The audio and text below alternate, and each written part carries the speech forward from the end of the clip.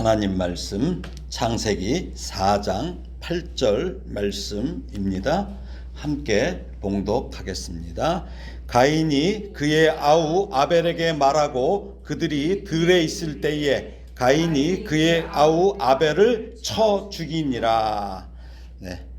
지난 시간에 이어 인류 최초의 살인자 가인에 대하여 살펴보고 있는데, 지난 시간에 나누었던 말씀을 간략히 한번 기억해 보겠습니다.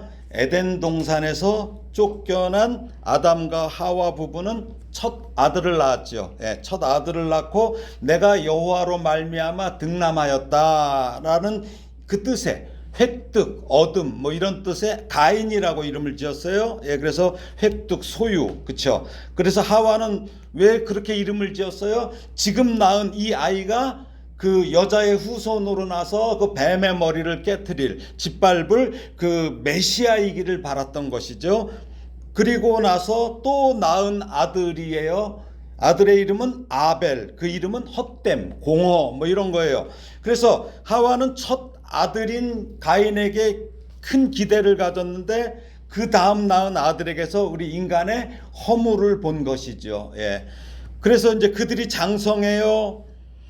아벨은 양을 쳤고 가인은 농사를 지었어요. 그렇죠? 그래서 가인은 땅의 소산으로, 아벨은 양의 첫 새끼와 그 기름으로 제물로 해서 드렸어요. 근데 하나님께서 아벨과 그의 제물은 받으셨으나 가인과 그의 제물은 받지 않으시자 가인이 몹시 분해서 안색이 변하니까 하나님께서 가인에게 말씀하시죠. 그 가인의 분노로 인해서 가인이 죄의 표적이 됐다는 얘기죠. 사탄의 표적이 됐음을 경고하시며 회개의 기회를 주셨던 이야기를 기억하실 것입니다. 그렇죠?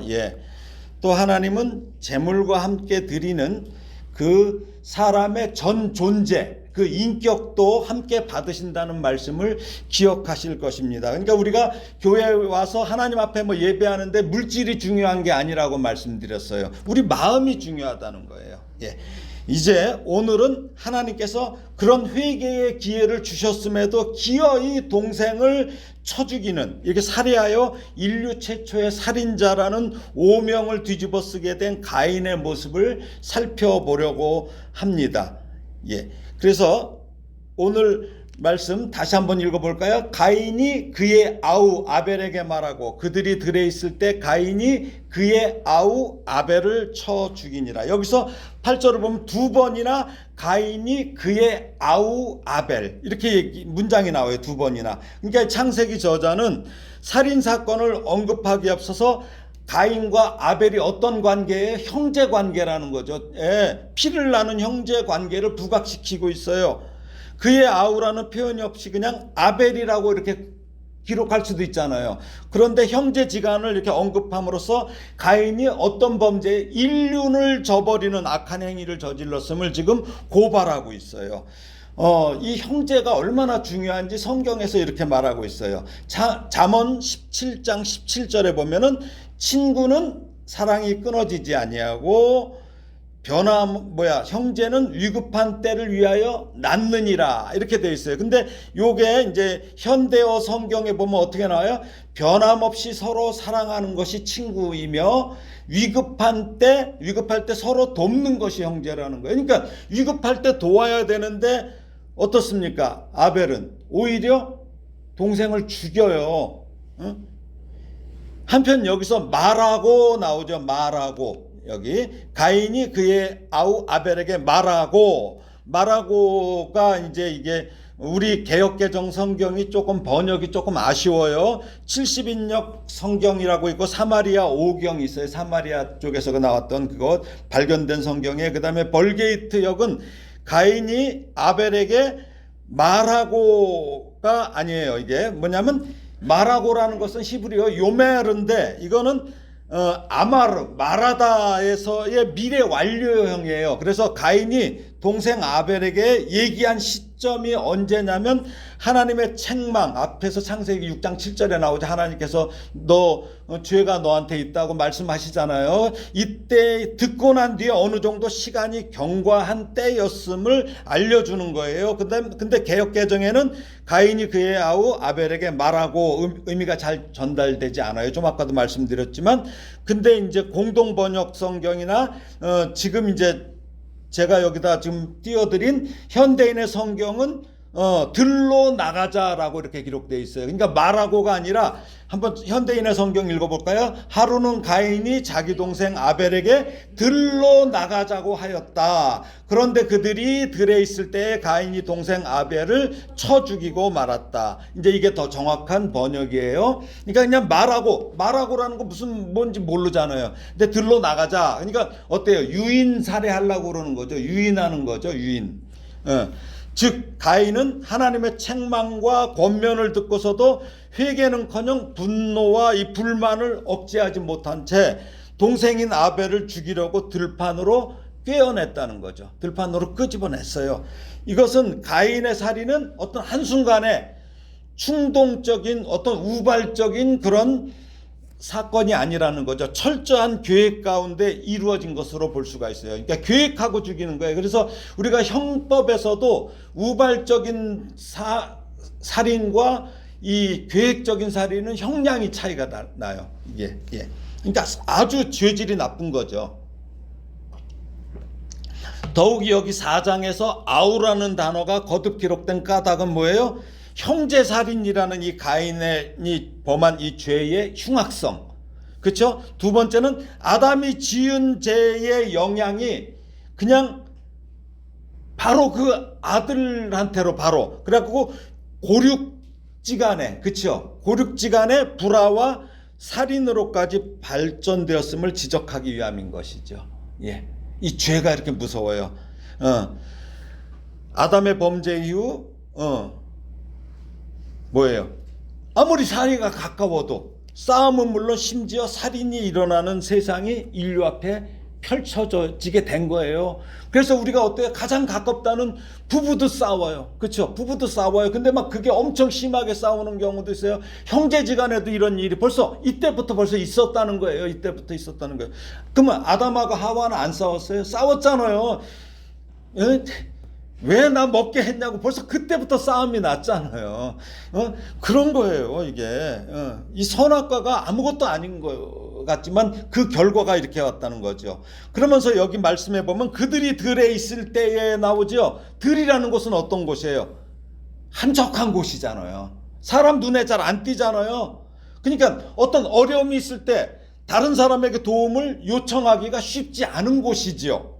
그러므로 가인이 남의 눈에 쉽게 띄지 않는 들이란 곳을 자신의 범행 장소로 선택한 것이에요. 그래갖고 암암리에 그 범죄를 저지를 수 있는 아주 적절한 장소로 여겼을 거예요.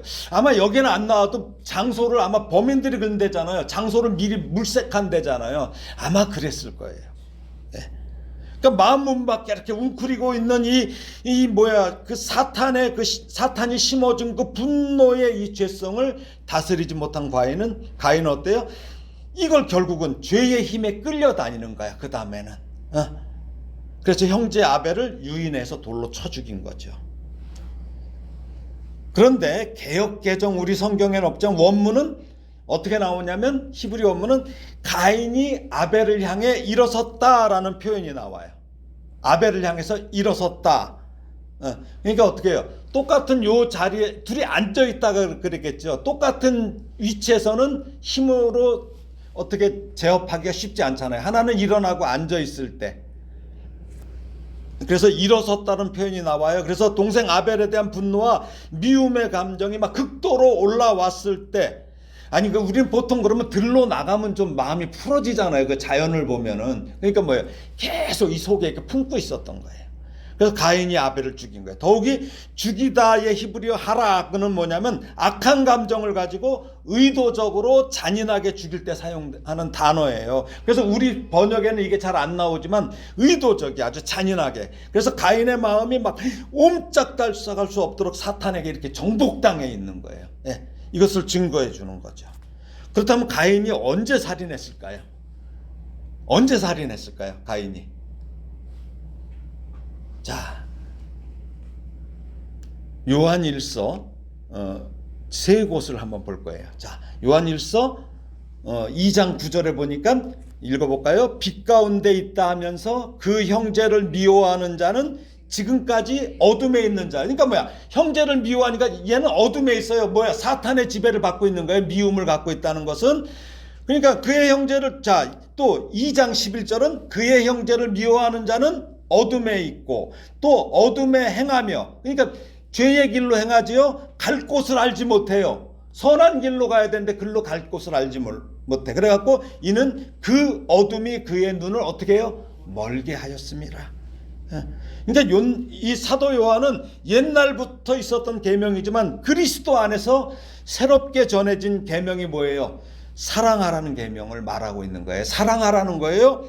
예, 그 계명이 새로운 계명이 될 수 있는 것은 뭐예요? 바로 그리스도 안에서 어두움이 지나가고 참된 빛이 사람들 가운데 비춰졌기 때문이에요. 예, 그러니까 빛 가운데 살아야 되는. 그래서 하나님과 예수 그리스도의 관계를 맺고 교제를 나누는 사람이라면 예수님이 새롭게 말씀하셨던 그 계명, 하나님을 사랑하고 이웃을 자신의 몸과 같이 사랑하라는 계명, 이 서로 사랑하라는 계명을 지켜야 돼요. 그래서 빛 가운데라는 것은 무엇입니까? 여기서 빛 가운데는 무엇을 얘기할까요? 예수 안에. 그렇죠. 예수 그리스도 안에 있어야 돼요. 근데 요한일서 3장 15절에 이제 나오죠. 읽어볼까요? 그 형제를 미워하는 자마다 뭐하는 자? 살인하는 자니 살인하는 자마다 영생이 그 속에 거하지 아니하는 것을 너희가 아는 바라. 그러니까 가인은 어때요? 이미 하나님께 책망과 권면을 듣기 전부터 살인한 거나 마찬가지예요. 벌써 그때 살인한 거야. 그러니까 가인은 우연히 실수로 죽인 게 아니죠. 계획된 살인입니다. 단지 실행이 조금 늦었을 뿐이죠. 결국 터질 것이 터진 거예요. 만일 여러분도 마찬가지예요. 저도 힘이 있거나 만약 총이 있거나 권력이 있으면 더욱이 법을 또 피할 수 있고 볼 사람이 없다고 생각한다면 이미 우리 마음에 분노를 품었다면 언젠가 살인으로 변할 거예요. 미국 봐요. 총기 있으니까 막 죽이죠. 막 죽이죠. 예. 그래서 사도 요한은 미움이라고 하는 것은 이미 살인을 내포한 것이라고 지적한 거예요. 이미 가인은 이미 마음으로는 동생 아벨을 몇 번씩 죽였어. 몇 번씩. 그렇죠? 어? 아마 그랬었겠지. 아유, 저 새끼를 내가 막 이랬을 거 아니에요. 그렇죠? 이걸 예.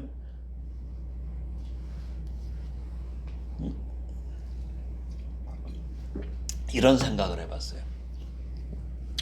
가인하고 저기 아벨이 양을 칠 때쯤 되면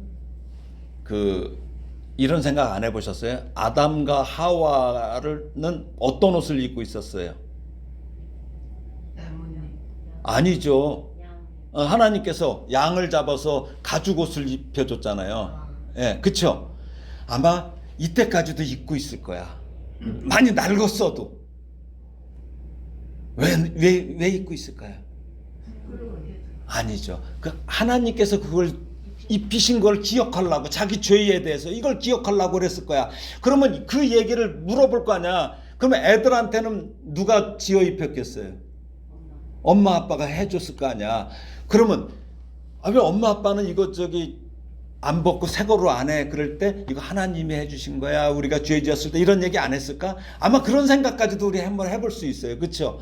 그러면 엄마 아빠한테 그 죄의 결과가 어떻다는 얘기를 많이 들었을 거 아니에요. 근데도 지금 이런 일이 벌어진 거예요. 예?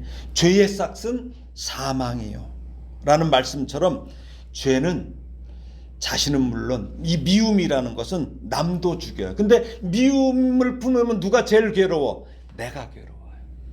예, 그쵸? 내가 먼저 괴로워요. 내가 먼저 괴로워. 그런데 놀라운 것은 무엇일까요? 가인이 남도 아닌 동생 아벨을 죽인 이유가 뭐 때문이에요? 뭐 때문에? 제사, 예배 때문에. 아니, 예배 때문에 사람을 죽여. 예배 때문에. 여러분 왜 예배 드립니까? 예배는 나를 위해 드리는 것이 아니에요. 예. 그런데 나를 위해 드리는 예배가 너무 많다는 거예요. 그 예배가 바로 가인의 예배예요. 내가 만든 하나님, 내가 정한 예배로 자기만 즐기는 행위가 매주 교회 안에서 예배라는 모습으로 일어나고 있어요. 예배를 받으신 하나님이 기뻐하셔야 예배의 가치가 있는 것입니다. 그런데 하나님께서는 레위기를 통해서 그래서 예배에 대해서 아주 자세하게 지시를 하시는 것이에요. 예배 어떻게 드려라, 어떻게 하라, 뭐 하라. 우리는 레위기 보면 어떻게 돼요? 덮어버리죠. 근데 유대인들은 제일 먼저 레위기를 가르쳐요. 어렸을 때부터. 왜요? 왜 이렇게 하나님께서 레위기로 이렇게 말씀하실까요? 가인의 예배를 경계하시는 거예요. 그런 예배 드리지 말라. 예배 같은데 예배가 아닌 가짜 예배 때문에 형제 자매를 미워하는 결과가 나타난다면 그건 어떤 예배예요? 가인의 예배가 된다는 거예요. 그러니까 이것은 숫자의 문제가 아니에요. 드려지는 사람의 전 존재, 인격이 하나님께서 받으실 만한 것이어야 되는 거예요. 우리의 눈으로 볼 때는 화려하고 웅장해요. 우리의 귀로 들을 때는 막 아름다운 찬양 같고 막 그래요. 그러나 하나님은 보여지고 들려지는 이런 현상이 아니라 예배를 드리는 사람들의 그 본질인 그 전 존재, 그 인격이 함께 받으실 만한 것인지를 보시고 연락하시든지 거들떠도 안 보시든지 한다는 거죠. 그래서 우리가 지금 드리는 예배는 하나님 앞에선 여러분 예배자 한 분 한 분의 그 전 존재가 함께 드려지는 진정한 예배, 살아있는 예배, 성령으로 드리는 예배, 말씀으로 드리는 예배, 찬양과 기도가 상달되는 예배, 아벨의 예배가 되기를 주님의 이름으로 축원합니다. 아멘. 아벨은 예배 한번 드리고 예배 한번 잘 드렸어요. 그렇죠? 그리고 죽었어요. 죽임을 당했어요. 무슨 말일까요? 예배 한 번이라도 잘 드리고 죽는다면 원이 없다는 생각으로 이 시간에 여러분이 서 있어야 된다는 거예요. 예? 왜 그래요? 예배는 순교가 될 수도 있어요. 순교가. 이것이 예배의 가치예요. 이게 예배의 가치예요. 그래서 우리가 이 예배의 가치를 알아야 돼요. 자, 오늘 본문 읽고 이제 그 다음에 창세기 4장 9절 10절을 한번 같이 읽어보겠습니다. 시작. 여호와께서 가인에게 이르시되 네 아우 아벨이 어디 있느냐? 그가 이르되 내가 알지 못하나이다. 내가 내 아우를 지키는 자이니까 이르시되 네가 무엇을 하였느냐? 네 아우의 핏소리가 땅에서부터 내게 호소하느니라. 하나님은 이 상황을 이미 알고 계셔요. 그렇죠? 네 아우 아벨이 어디 있느냐는 하나님의 질문은 가인 스스로 죄를 고백하게 하려는 하나님의 은혜예요. 이게 창세기 3장 9절에 보면은 여호와 하나님이 아담을 부르시며 그에게 이르시되 네가 어디 있느냐 말씀하신 거 기억하실 거예요. 무슨 말씀이에요? 그 상황이 똑같아요. 네가 어디 있느냐, 네 아우가 어디 있느냐 회개하라는 기회를 주시는 거예요. 근데 우리는 죄를 지으면 멀리해요. 예? 그쵸? 멀리. 사람도 멀리하고 또 죄를 지으면 어떻게 해요? 할 수만 있다면 사람을 죽이려고 해요. 그런데 죄를 가장 미워하신 하나님께서는 지금 어떻게 하고 있어요? 그러니까 우리가 어떤 사람 죄를 지었어. 그럼 그 사람 가까이 하려고 그래요? 멀리 하려고 그래요? 에이. 자꾸 멀리 하려고 그러죠? 근데 지금 가장 죄를 미워하시는 하나님이잖아요. 근데 죄인을 당장 지금 죽여야 되잖아요. 가인을. 근데도 불구하고 죄인을 찾아오신다는 거예요. 죽여야 되는데 왜 오시죠? 죄 용서의 기회를 주시기 위함이에요. 놀라운 역사 아닙니까? 아니 죄를 지어도 하나님이 찾아주시니 참 역설적이게도 이게 은혜가 된다는 거예요. 내가 그 전에 그런 부분을 봤어요. 성악하는 분인데 좀 유명한 성악가였어요. 근데 아이가 감기가 걸렸어요. 근데 이제 나갔다가 이제 들어오니까 아이가 어리니까 엄마가 좋으니까 어떻게 막 달려오잖아요. 엄마 하는데 엄마는 아이를 밀어내더라고. 자기는 노래를 해야 되니까 아이를 안아줄 수가 없어요. 그러니까 감기만 걸려도 이렇게 저기 하더라고요. 근데 하나님께서는 지금 죄를 지은 사람에게 오히려 오시는 거예요. 그래서 역설적이게도 죄가 있는 곳에 은혜가 있다는 거예요. 죄가 있는 곳에 은혜가 있다는 거예요. 예. 자, 우리 한번 볼까요? 요한일서 1장 8절에서 10절입니다. 한번 읽어보겠습니다. 시작. 만일 우리가 죄가 없다고 말하면 스스로 속이고 또 진리가 우리 속에 있지 아니할 것이요. 만일 우리가 우리 죄를 자백하면 그는 미쁘시고 의로우사 우리 죄를 사하시며 우리를 모든 불의에서 깨끗하게 하실 것이요. 만일 우리가 범죄하지 아니하였다 하면 하나님을 거짓말하는 이로 만드는 것이니 또한 그의 말씀이 우리 속에 있지 아니하니라. 예. 죄가 없다고 말하면 안 돼요. 죄가 있다고 고백해야 돼요. 그래도 아담은 어때요? 모든 것을 다 말하진 않고 꼬우기는 했어도 사실을 말하긴 했잖아요, 아담은. 근데 그런 반면에 가인은 뭐라고 그래요? 내가 알지 못하나이다. 내가 알지 못하나이다. 내가 아우를 지키는 자이니까. 이 뻔뻔한 대답을 합니다.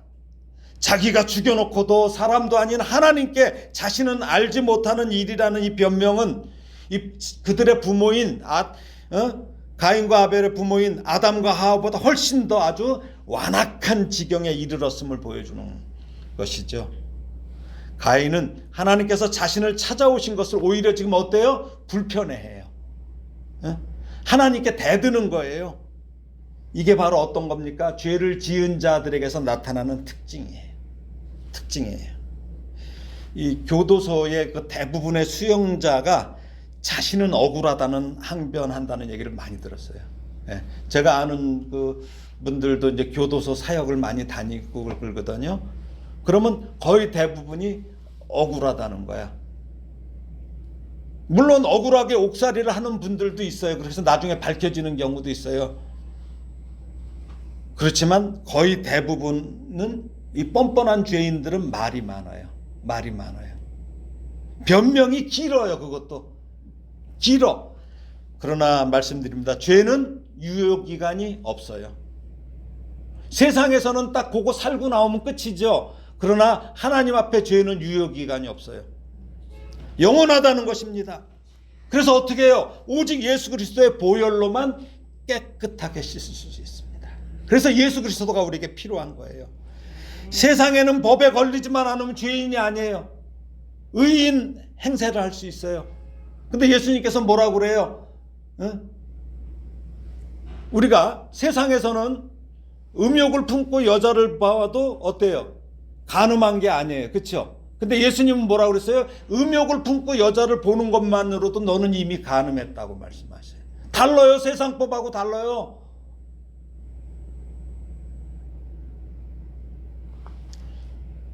그러니까 세상에서는 죄를 져놓고도 걸리지만 않으면 의인 행사를 해. 지금 정치인들이 그 모양이잖아요. 지금요. 법을 자기 맘대로 막 움직이잖아요. 판사들도 지금 그러고 있잖아요. 그러면서 그 사람들이 뭐라고 그래요? 양심에 따라 자기가 재판하는데 그 양심이 어떤 양심인데? 아니라는 거죠. 그러나 하나님 나라의 기준은 하나님의 말씀이 기준이에요. 그렇기 때문에 이 말씀에서 자유로울 수 있는 사람은 그 누구도 없다는 것입니다.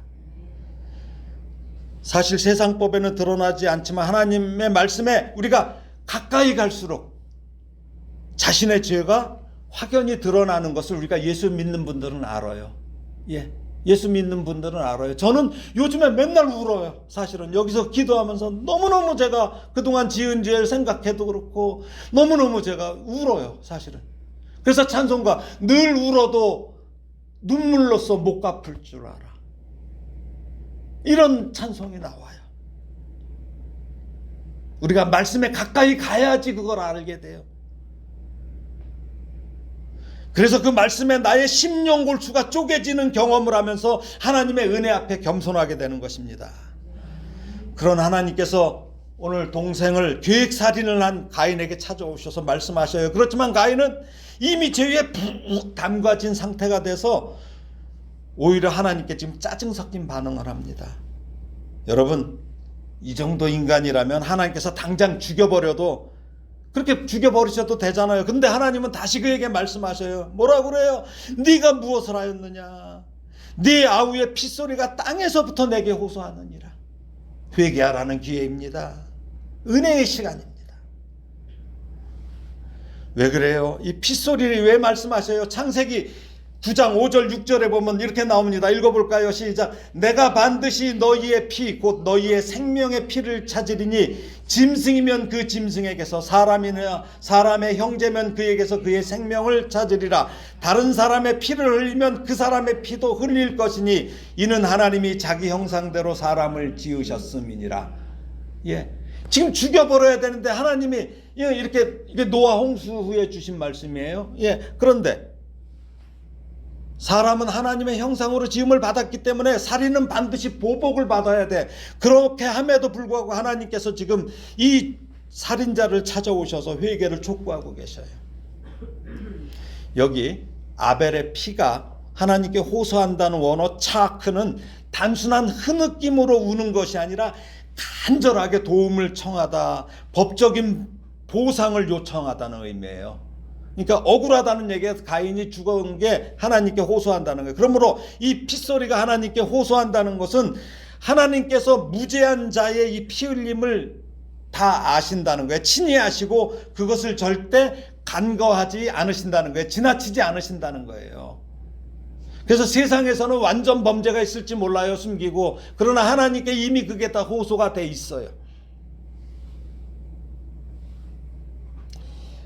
더더군다나 아벨이 어떤 사람이에요? 예배의 행위에서 하나님께 인정받았잖아요. 예, 그런 하나님을 향한 아벨의 호소는 지극히 당연하고 마땅한 그런 청구예요. 하나님 억울하잖아요. 이것은 자신을 죽인 가인에 대한 그 아벨의 어떤 사적인 원한이 아닌 거예요. 이거는 뭐냐면 불법한 자에 대해서 적합한 하나님의 공의가 실현돼야 한다는 부르짖음이에요.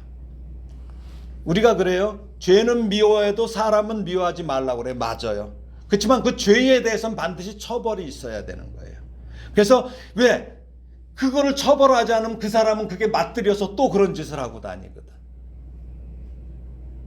그래서 지금 아벨이 하나님 앞에 호소하는 것은 하나님의 공의가 실현돼야 된다는 것이죠. 그렇습니다. 하나님은 이러한 억압받는 자, 억울하게 죽은 자들의 탄원을 다 들으셔요. 그래서 때가 됐을 때 심판하십니다. 그래서 불의한 자를 이렇게 심판하시는 분이 하나님이십니다. 자, 그러면 이제 하나님께서 뭐라고 말씀하시는지 한번 보겠습니다. 창세기 4장 11절 12절 하나님께서 이제 말씀하시죠. 시작. 땅이 그 입을 벌려 내 손에서부터 내 아우의 피를 받았은즉 네가 땅에서 저주를 받으리니 네가 밭을 갈아도 땅이 다시는 그 효력을 내게 주지 아니할 것이요 너는 땅에서 피하며 유리하는 자가 되리라. 이 회개하지 않는 가인에게 네가 땅에서 저주를 받으리니라는 이런 저주가 선언돼요. 그러니까 가인은 죄 없는 동생 아벨의 피를 땅에 흘림으로 땅을 더럽게 만들었다는 거예요. 땅을. 네. 그래서 가인은 그 땅으로부터 이 떨어지는 이제 멀어지는 저주를 받게 된 거예요. 즉 범죄한 아담과 하와는 낙원인 에덴 동산에서 쫓겨나는 벌을 받았지만 살인자 가인은 그래 거기서 자기가 경작을 해야 돼. 그 땅에서. 그렇죠? 근데 그 땅으로부터도 다시 토해져. 땅이 토해버렸다는 거예요. 예. 그러한 저주를 받게 된 결과 네가 밭을 갈아도 땅이 다시는 그 효력을 내게 주지 아니할 것이요. 즉 아무리 땀을 흘려 밭을 갈아도 땅의 소출이 아주 적게 겨우 뭐 그냥 이렇게 나와요. 그 의미예요. 그러니까 하나님께서 토양의 이 생산력을 제어하신다는 거예요. 예. 땅에서 나는 걸 하나님께서 막으신다는 거예요. 그러니까 가인에게 정당한 노동의 결과인 그 소출을 허락하지 않겠다는 그런 뜻이에요. 그래서 신명기 11장 17절 보면 이 말씀이 나와요. 이거 보면 여러분이 이해가 되실 거예요. 읽어볼까요? 여호와께서 너희에게 진노하사 하늘을 닫아 비를 내리지 아니하며 땅이 소산을 내지 않게 하심으로, 하나님께서 이렇게 하신다는 거예요. 그러니까 너희가 여호와께서 주신 아름다운 땅에서 속히 멸망할까 하노라. 땅을 경작하는 가인에게 열매를 선물로 주었어요. 땅은, 그렇죠, 경작하면서. 근데 가인이 그 같은 삶을 이제 산 이유는 뭐예요? 가인을 위해서 그 열매를 주지 않는다는 거야. 그럼 가인은 어떻게 돼? 그 땅에 있을 수 있어요, 없어요? 없어요. 그러니까 유리해. 땅으로부터 얻는 양식은 아주 최소화해. 우리가 왜 이사를 가? 옛날에 일제시대 때 여기서 살다가 하도 일본 놈들이, 꼭 일본은 꼭 놈이라는 소리가 나오죠, 우리가. 이 일본 놈들이 하도 수탈을 하니까 어디로 가요? 저 만주 쪽으로 가잖아요. 왜? 못 사니까 가잖아요. 먹을 게 없으니까 가잖아요. 이런 것처럼 가인도 땅으로부터 얻는 양식이 그냥 거기 있을 수가 없게 만든 거야. 그러므로 가인은 땅에서 피하며 유리하는 자가 될 것인 거예요. 가인이 그 같은 삶을 산 이유는 아무리 수고해도 거기에 맞는 소산을 얻지 못하자 다른 삶의 타전을 구하기 위해서 가는 거죠. 두 번째는 뭐예요? 양심의 가책과 고통에 짓눌려서 심리적인 안정을 누리지 못하기 때문에 그럴 거예요. 여기 피하며 유리하는 자로서의 삶은 다른 사람과의 어떤 우호적인 관계가 파괴된 것에 기인해요. 그래서 우리가 그 가인의 후예로서 우리가 죄를 지은 사람들, 하나님의 말씀에 거하지 않는 사람들은 어떻게 돼요? 부부로 살면서도 피하면서 유리해. 부부간에 피하면서 유리해. 떠돌아. 집에 일찍 안 들어가는 사람들 많죠. 밤이 늦어도 그냥 밖에서 유리하는 분들이 많단 말이에요. 말씀 안에 이루어지지 않으면 그렇게 된다는 거예요. 가인은 이 관계에 기초한 이 가족 공동체 안에서 더 이상 머물 수 없어요. 둘째는 살인자라는 이름으로 사회 안에서도 편안하게 정착할 수 없잖아요. 거기다 땅의 저주로 충분한 식량을 얻지 못하니까 양식을 찾아 헤매는 방랑자로서 살 수밖에 없습니다. 그런데 11절에 저주를 받으리니의 그 원어의 의미는 한 번 받고 마는 것이 아니라 저주받은 상태가 멈추지 않고 계속된다는 의미의 뜻이에요. 그러니까 뭐야? 무섭죠. 한 번 딱 하고 끝나는 게 아니에요. 멈추지 않는다는 거예요. 자, 이러니까 이제 가인이 뭐라고 반응합니까? 하나님께. 자, 창세기 4장 13절에서 15절 함께 읽어보겠습니다. 가인이 여호와께 아뢰되 내 죄벌이 지기가 너무 무거우니이다. 주께서 오늘 이 지면에서 나를 쫓아내시온즉 내가 주의 낯을 배웁지 못하리니 내가 땅에서 피하며 유리하는 자가 될지라. 물은 나를 만나는 자마다 나를 죽이겠나이다. 여호와께서 그에게 이르시되 그렇지 아니하다. 가인을 죽이는 자는 벌을 7배나 받으리라 하시고 가인에게 표를 주사 그를 만나는 모든 사람에게서 죽임을 면하게 하시니라. 네, 가인은 자신의 범죄 행위를 고백한 게 아니에요. 여기서 아레데의 히브리어 아마르는 뭐냐면 자신의 죄를 인정하고 자백하는 의미의 야다, 알다, 정말 알고 이게 아니라 자신의 의사를 말하는 거야. 개진하는 거예요. 자기 의견을 얘기하는 거예요. 그러니까 가인은 자신에 대해서 회개하지는 않고 단지 자신에게 내려진 이 형벌이 너무 무겁다는 것에 대해서 절망탄식하고 있는 거예요. 그러니까 너무 무거우니다는 가인의 말은 이 무슨 말이에요? 능력과 자기 능력과 그 자기가 견디는 그 인내에서 힘이 부족해서 무겁다는 뜻이 아니고 이 자신에게 이 부과된 이 하나님의 형벌을 순순히 받아들이지 못하겠다는 얘기예요. 못 받아들이겠다는 얘기예요. 앞서 범죄하고서도 하나님께 알지 못한다. 내가 아우를 지키는 자냐고 이렇게 뻔뻔스러움이 기억납니다. 그렇죠? 하나님 앞에 범죄한 인간은 자신에게 미칠 형벌에 대해서 염려하거나 이렇게 어떻게 해서든 그걸 면해보려고 발버둥 쳐서는 안 돼요. 먼저 고백해야 돼요. 죄를 고백해야 돼요.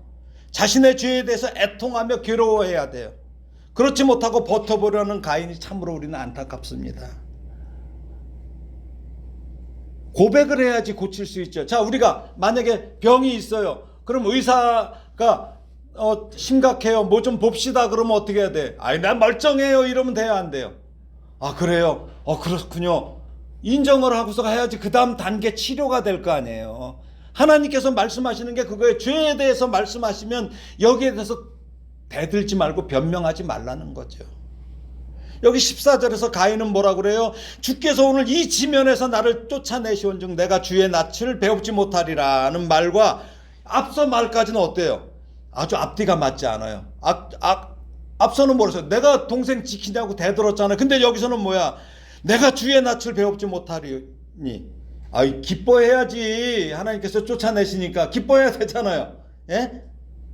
예배도, 자기 예배도 받지 않는 하나님, 아벨과 비교하는 하나님, 자신의 일거수일투족을 일일이 간섭하는 하나님, 이런 하나님은 자기중심적으로 살아가는 이 가인에게 있어서 얼마나 귀찮은 존재예요. 그러니 그런 하나님을 떠난다는 것은 기쁜 일이어야지. 지금 왜 이러고 있어요, 가인이? 왜 이럴까요?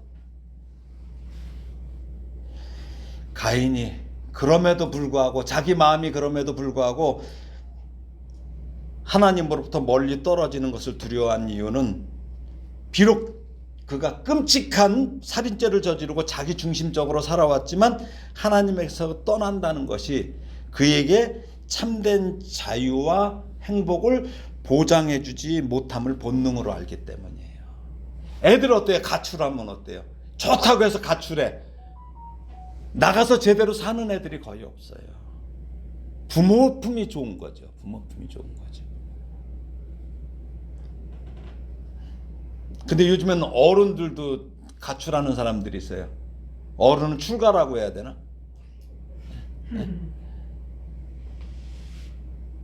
그래서 이 가인이 이걸 본능적으로 알기 때문이에요. 물을 떠난 물고기가 어때요? 생명도 잃어요. 자유도 평안도 없어요. 물 떠나면. 인간도 마찬가지예요. 우리 생명의 근원, 그 하나님의 보호와 은총 안에서만 우리가 참 자유와 평안을 누릴 수 있는 거예요. 예. 그래서 고린도후서 3장 17절을 보게 되면은 주는 영이시니 주의 영이 계신 곳에는 자유가 있느니라, 이 말씀이 있어요. 주의 영이 계신 곳에 우리가 자유가 있는 거야. 그러니까 우리가 그 안에 있어야 돼요. 하나님을 떠난 자들은 자신을 늘 나름대로 자유롭다고 여길지 몰라요. 마치 가출하는 애들이 처음에는. 그렇지만 하나님을 떠나는 그 순간부터 사탄의 종이 돼요. 근데 문제는 사탄이 바로 그냥 끌어안는 거예요. 그래서 자기 마음대로 살아가지만 실은 착각하는 거죠. 죄악 가운데 신음하면서 하나님의 심판에 대한 두려움과 이 공포에 젖어 살게 되는 것입니다. 그러니까 가인이 뭐라고 그래요? 나를 만나는 자마다 나를 죽이겠나이다. 이제 가인이 처음 하나님을 대면했던 그 대담성이 사라졌어요. 예, 이제는 불평은 두려움이 됐어. 근데 이 가인의 모습이 바로 우리의 모습입니다. 자기는 동생을 죽였으면서 다른 사람이 자신을 죽일 것을 두려워해. 우리는 죄를 지으면서 다른 사람의 죄는 참지 못해요. 우리 맨날 그래요. 여러분들 정치인들 보고 욕하죠. 요즘에 누구 보고 욕하죠. 뭐 범죄 저지른 거. 이게 우리 모습이에요. 그런데 이 부분은 성경의 난해한 구절 중에 하나예요. 자, 이제 제가 왜 이 말씀을 드리냐면은, 무릇 나를 만나는 자마다 나를 죽이겠나이다. 이게 성경의 난해한 부분이에요. 그래서 이 부분을 제가 오늘 좀 설명을 해드려야 돼요. 시간이 좀 길더라도 잘 들으셔야 돼요. 무슨 얘기냐면, 당시 아담과 하와 외에 가인에게 복수할 또 다른 사람이 누구 있나? 그렇잖아요.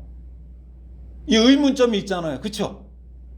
아니, 아담과 하와, 가인, 아벨. 근데 가인이 나를 만나는 자마다 나를 죽이겠나이다. 헷갈리죠? 예, 지금까지의 기록에는 이렇게 4명의 인물만이 언급됐어요.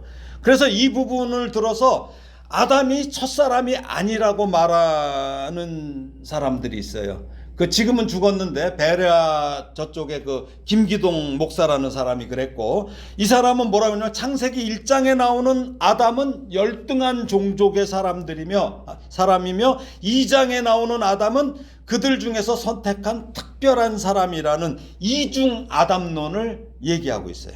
이중 아담론. 자, 그래서 이를 따르는 이단들이 신천지 이만희가, 그래서 여러분들 신천지가 꼭 이 얘기를 해요. 아담 이전에 사람 있었던 거 알아? 이러면서 그러면 그러면 이제 가인이 이러잖아. 그러면 그런가? 이러면서 넘어가는 거예요. 자, 이 부분을 제가 오늘 좀 풀어드리려고 그래요. 새빛 등대 중앙교회라고 김풍이라고 하는 사람도 이런 소리를 하고, 그 다음에 지금 구속된 애 있죠, JMS라고 정명석, 얘도 이런 얘기를 하고 있어요. 얘도, 내가 얘라고 해도 괜찮아. 자, 창세기 2장 24절 보니까 하나님께서 남자가 부모를 떠나서, 그럼 이 부모는 누구냐 이거야. 아담에게 이 얘기를 했다면 이 부모는 누구냐고 말하는 거예요. 이 부모.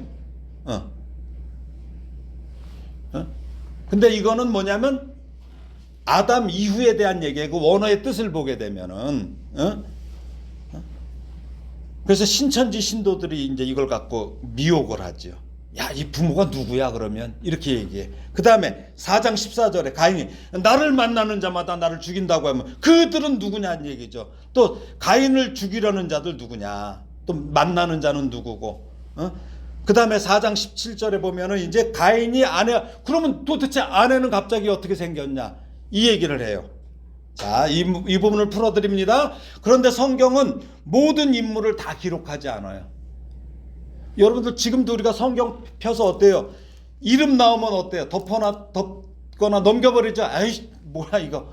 근데 거기 이름들 다 써봐. 어떻겠어요? 네. 그러니까 중요한 인물만 기록하는 거예요, 성경은. 창세기 5장을 보면은, 자, 이때 이제 아담이 몇 세를 사냐면 930세까지 살았어요. 930세.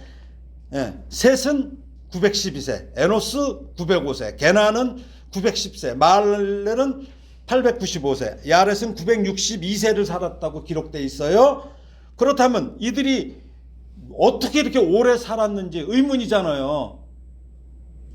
그쵸? 의문이잖아요. 자, 창세기 1장 6절 7절을 한번 읽어보겠습니다. 시작. 하나님이 이르시되 물 가운데에 궁창이 있어 물과 물로 나뉘라 하시고, 하나님이 궁창을 만드사 궁창 아래의 물과 궁창 위의 물로 나뉘게 하시니 그대로 되니라. 그러니까 하나님께서 천지를 창조하실 때 이 대기권 밖에도 물을 두셨다는 거예요. 그때는 대기권 밖에도 물을 두셨어요. 즉 하늘 위의 물과 하늘 아래의 물로 나누신 거예요. 그러니까 대기권 밖이 두터운 물로 이렇게 막 두껍게 덮여 있었기 때문에 우주에서 뭐가 와요? 유해한 광선이 지구로 온단 말이에요. 지금도 뭐예요? 오존층 파괴되고 있잖아요. 지금 막 빵꾸 나서. 근데 물이 싹 덮으니까 어떻게 돼요? 인간이 살기에 가장 좋은 환경이 그때 만들어진 거예요. 만드신 거예요, 하나님께서. 그러나 이제 인간이 타락해요. 그래서 이제 노아 홍수 심판 때에 바로 이 궁창 위의 물, 그러니까 대기권 밖에 그 물까지 홍수 심판할 때 사용하신 거예요. 자, 이게 창세기 7장 10절에서 12절에 나와요. 읽어볼까요? 7일 후에 홍수가 땅에 덮이니 노아가 600세 되던 해 둘째 달 곧 그 달 11의 날이라. 그날에 큰 기품의 샘들이 터지며 하늘의 창문들이 열려, 이 궁창이 터졌다는 거예요, 그게. 그래서 40주야를 비가 땅에 쏟아졌더라. 예. 왜 그러냐면 지구 안에 있는 물만으로는 다 못 덮잖아요, 지금도. 그렇죠? 예, 예. 그러니까 이때 다 쏟아져서 그렇게 됐다는 거예요. 자, 그러면 창세기 11장을 보면은 이제 홍수 전에는 어때요? 900세 전후예요. 그렇죠? 나이가. 근데 홍수에는 어때요? 셈이 600세. 노아의 아들 셈이에요. 그 다음에 아르박삿이 438세, 셀라가 433세, 에벨이 464세. 이렇게 수명이 짧아지는 이유는 뭘까요? 아까 말씀드렸죠. 대기권 위에 그 물이 없어짐으로써 우주의 유해 광선이 영향을 미쳤을 것입니다. 그리고 아브라함 때에는 어떻게 돼요? 아브라함으로 내려오니까 어떻게 돼? 나이가 이제 아브라함 몇 살? 175세. 이삭 180세. 야곱 147세. 그 다음에 거기서 430년이 지나니까 모세가 120세. 점점 수명이 짧아졌죠. 그러므로 아담과 하와 때는 어때요?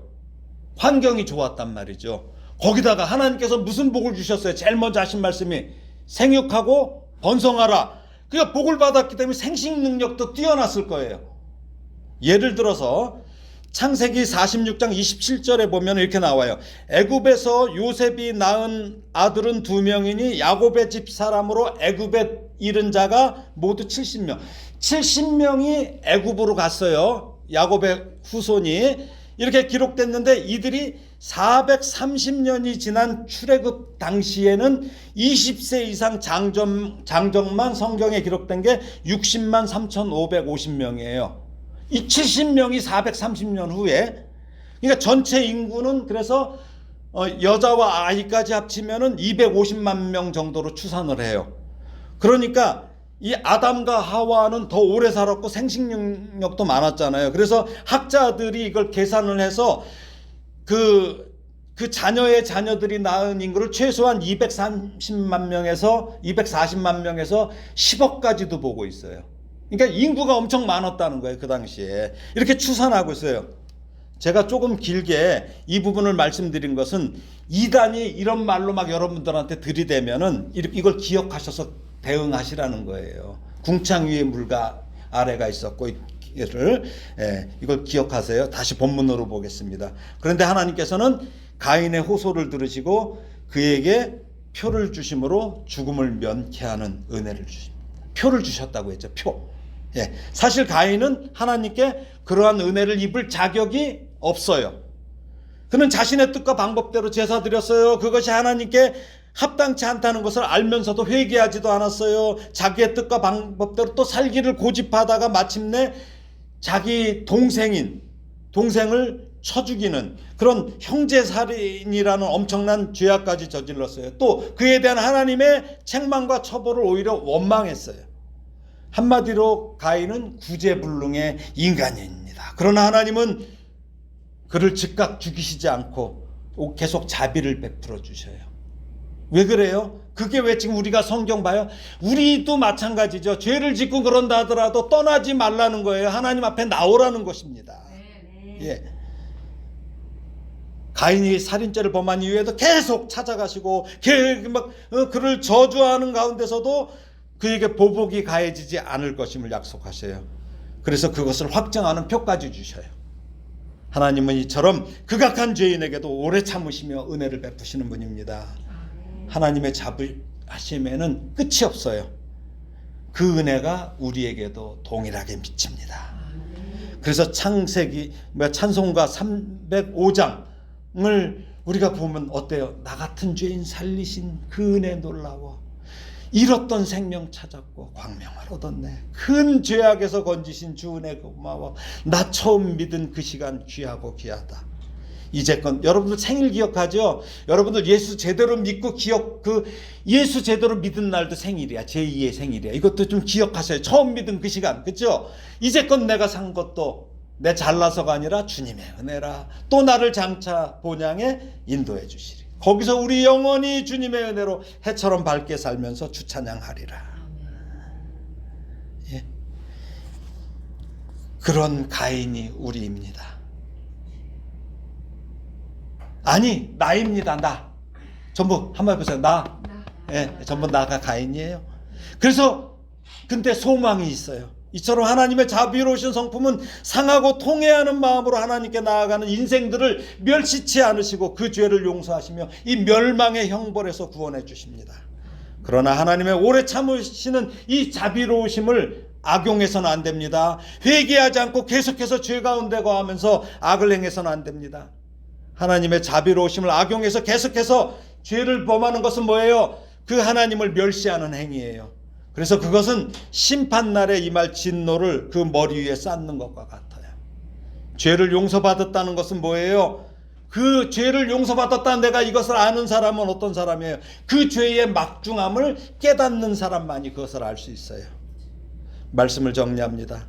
하나님께서 인간에게 주신 이 계명에 살인자는 당연히 죽이라고 이렇게 되어 있지만 정작 하나님께서는 인류 최초 살인자인 가인을 그냥 살려주셨어요. 왜 그러셨을까요? 사실은 죄악이 극에 달할 때까지 심판을 유보하신 거예요. 앞으로의 선택은 가인이 결정할 일이에요. 그 얘기는 무슨 얘기입니까? 가인도 회개할 기회가 있다는 말씀이죠. 영생과 영벌의 기회가 아직도 있는 것입니다. 두 번째는 우리들에게 교훈하시기 위함입니다. 사람들은 가인이 당하는 저주와 고통을 보고 이 살인의 결과의 참혹함을 기억하라는 것입니다. 세 번째는 계명을 세우셔서 인간에게 심판권을 위임하시기 전까지는 오직 하나님만이 인간의 생명을 주관하실 수 있는 절대자이심을 인지시키기 위함인 것입니다. 에스겔서 33장 11절 한번 읽어볼까요? 하나님께서 어떤 마음인가 읽어볼까요? 시작. 너는 그들에게 말하라. 주 여호와의 말씀이니라. 나의 삶을 두고 맹세하노니 나는 악인이 죽는 것을 기뻐하지 아니하고 악인이 그의 길에서 돌이켜 떠나 사는 것을 기뻐하노라. 이게 하나님의 마음이에요. 이스라엘 족속아 돌이키고 돌이켜라. 너희 악한 길에서 떠나라. 어찌 죽고자 하느냐 하셨다. 그러나 여러분, 회개의 기회는 호흡이 있을 때까지입니다. 우리가 그렇죠? 고린도후서 6장 2절에 이르시되 내가 은혜 베풀 때에 너에게 듣고 구원의 날에 너를 도왔다 하셨으니 보라 지금은 은혜 받을 만한 때요 보라 지금은 구원의 날이로다. 이 말씀처럼 오늘이 구원의 날입니다. 이 시간 이후로 우리는 알 수 없는 시간을 살 수밖에 없어요. 말씀드렸잖아요. 예배 후에 예배를 잘 드렸는데도 죽을 수 있잖아요. 이 시간 후에 우리가 어떻게 될지 알아요. 단지 오늘 이 시간에 하나님을 만나는 게 중요한 거예요. 네. 그래서 오늘 예배가 중요한 것이고 이 예배의 성공이 중요한 것입니다. 그리고 혹시 예배에 실패하더라도 다시 회개하고 하나님께서 주시는 이 호흡이 있는 이때를 예배자로 살아가시기를 예수님의 이름으로 축원합니다. 기도하겠습니다. 하나님 아버지 은혜를 감사합니다. 우리의 모습에 가인의 추함이 아니라 아벨의 정함이 드러나게 하시고 항상 예배에 자신의 존전제를 먼저 하나님께 드리는 영과 진리로서 나아가게 하여 주시옵소서. 하나님 우리 조국을 기억하여 주시고 악한 자가 아니라 오직 신실함으로 하나님께 공의를 구하는 우리 신실한 성도들의 기도와 그 삶을 헤아려 주옵시고 이 나라에 은혜를 주시옵소서. 가인 같은 자로 하나님께 고개를 쳐들지 않게 하시고 비록 예배를 드리다가 죽을지언정 겸손하고 신실하게 사는 신자들이 많아지는 한국교회가 되기를 원하오니 한국교회가 하나님께 기뻐하시는 교회로 거듭나게 하여 주시옵소서. 예수님의 이름으로 기도합니다. 아멘.